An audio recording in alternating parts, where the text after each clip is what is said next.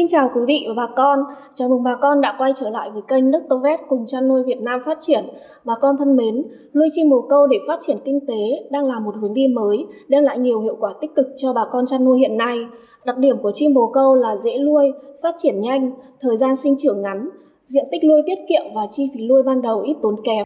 Trong quá trình nuôi chim bồ câu, rất nhiều bà con gặp phải hiện tượng chim bồ câu bị rụng lông, mổ lông. Không chỉ có hiện tượng chim bồ câu trưởng thành mổ lông nhau, mà chim bồ câu bố mẹ cũng mổ lông chim con, làm cho bà con nuôi chim bồ câu và nhất là những bà con mới nuôi lần đầu cảm thấy bối rối, không hiểu vì sao đàn chim bồ câu nhà mình lại bị rụng lông như vậy.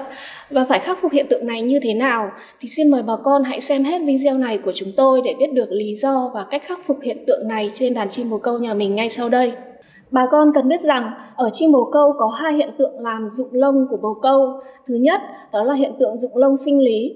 Mỗi năm, chim bồ câu sẽ thay lông một lần, nên sẽ có hiện tượng rụng lông này xảy ra trong đàn và rụng rất nhiều như video dưới đây. Bà con có thể quan sát, đây là hiện tượng chim bồ câu bị rụng lông do chim đang tới thời kỳ thay lông, lông rụng trắng cả nền chuồng. Tuy nhiên, đây chỉ là hiện tượng rụng lông do thay lông sinh lý bình thường của chim bồ câu và bà con không cần quá lo lắng. Nhưng bà con phải hiểu rõ việc thay lông sinh lý này để hỗ trợ giúp đàn chim nhà mình nhanh qua giai đoạn thay lông. Bình thường, sau một chu kỳ đẻ khoảng vài lứa liên tục thì chim bồ câu sẽ thay lông. Bồ câu thường thay lông vào mùa thu và thời điểm giao mùa giữa mùa thu sang mùa đông. Trong quá trình thay lông của mình thì chim bồ câu sẽ không đẻ, chim chỉ quay lại đẻ trứng khi quá trình thay lông hoàn tất. Do vậy, bà con cần hỗ trợ cho đàn bồ câu nhà mình bằng một chế độ chăm sóc tốt nhất. Vì thời gian thay lông của chim bồ câu ngắn hay dài còn phụ thuộc vào chế độ chăm sóc, nuôi dưỡng cho chim trong giai đoạn này của bà con chăn nuôi. Khi chim bồ câu thay lông, bà con cần bổ sung các loại vi khoáng, vitamin thiết yếu, nhất là nhóm vitamin ADE vào khẩu phần dinh dưỡng của đàn bồ câu để chúng mọc lại lông nhanh và đều hơn. Đồng thời, chim bồ câu sẽ phát dục tốt và đẻ năng suất cao ở lứa tiếp theo. Bà con có thể tham khảo và lựa chọn các sản phẩm sau cho đàn bồ câu nhà mình. Thứ nhất, Viton 140 Orange của hãng Interchemi Hà Lan giúp bổ sung hàm lượng cao vitamin ADE.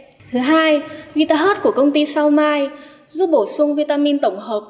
Thứ ba, Cancibon của công ty VB Pharma giúp bổ sung nhiều khoáng chất. Thứ tư, Bicom VKS của công ty Sao Mai giúp bổ sung đồng thời vitamin, điện giải và giải độc gan thận. Hiện tượng thứ hai làm cho chim bồ câu bị rụng lông mà Dr. Vet muốn chia sẻ tới bà con chăn nuôi, đó là hiện tượng rụng lông do bệnh lý. Có nhiều nguyên nhân khiến chim bồ câu bị rụng lông, nhưng có một số nguyên nhân quan trọng sau đây mà bà con nuôi chim bồ câu hay mắc phải. Thứ nhất, do chế độ dinh dưỡng bị mất cân đối, thức ăn của chim bồ câu thiếu các chất khoáng đa vi lượng, thiếu vitamin. Thứ hai, do mật độ nuôi quá dày, chuồng nuôi quá chật. Thứ ba, do bồ câu bị stress liên tục như tiếng ồn quá to hoặc ánh sáng quá nhiều. Thứ tư, do điều kiện vệ sinh thú y quá kém, khiến nhiều loại ký sinh trùng như mò, mạt, ăn lông làm cho chim bồ câu bị rụng lông.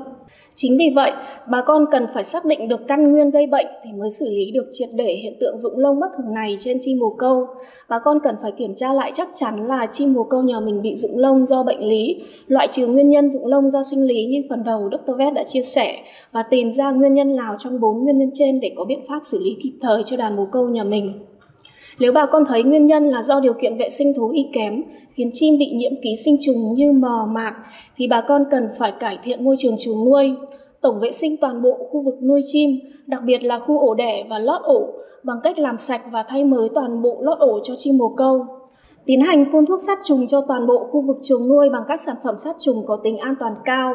Đó là các sản phẩm sát trùng mà theo khuyến cáo của nhà sản xuất là sử dụng được khi có sự hiện diện của vật nuôi.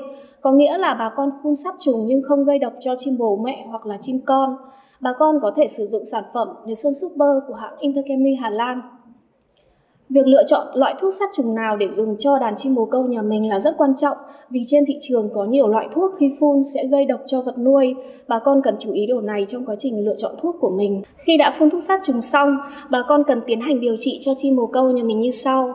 Nếu số lượng chim bị nhiễm mò, mạt ít thì có thể lấy nước muối pha loãng để tắm cho chim. Những con chim đang ấp thì sẽ không tắm, vì nếu tắm, người bị ướt mà vào ấp trứng thì trứng sẽ bị ung. Bà con dùng sản phẩm Ivermectin 10 Orange của công ty VB Pharma để hòa nước cho toàn đàn uống theo liều 1ml cho 5 đến 10 lít nước để diệt trừ nội ngoại ký sinh trùng cho chim bồ câu.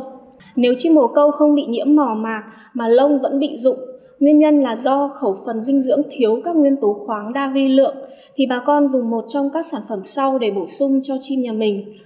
Thứ nhất, Canximin Orange của hãng Interchemi Hà Lan. Thứ hai, Cancibol của công ty VB Pharma. Thứ ba, Folican của công ty Sao Mai. Cùng với đó, bà con nên sử dụng thêm sản phẩm men tiêu hóa Cheese Pro, Dust Pro hay Heart Pro của công ty Sao Mai để bổ sung men sống giúp chim tăng khả năng tiêu hóa, giảm tiêu chảy, nhanh phục hồi sức khỏe. Ngoài ra, bà con cần kiểm tra loại bỏ các nguyên nhân gây stress cho chim, khiến chim bồ câu bị rụng lông như ánh sáng, tiếng ồn hay mật độ nuôi. Quý vị và bà con thân mến, như vậy trên đây Dr. Vet đã giới thiệu tới quý vị và bà con về hiện tượng rụng lông ở chim bồ câu, nguyên nhân và cách khắc phục hiện tượng này. Hy vọng những chia sẻ của chúng tôi sẽ giúp ích cho bà con trong quá trình nuôi chim bồ câu của mình. Mọi câu hỏi thắc mắc cần được tư vấn, quý vị và bà con có thể gửi tới cho chúng tôi bằng cách bình luận xuống dưới video hoặc gọi điện đến số điện thoại hotline của chương trình 098 222 0717 để được chúng tôi hỗ trợ. Cảm ơn quý vị và bà con đã theo dõi video của Dr. Vet. Chúc bà con chăn nuôi thành công. Xin chào và hẹn gặp lại.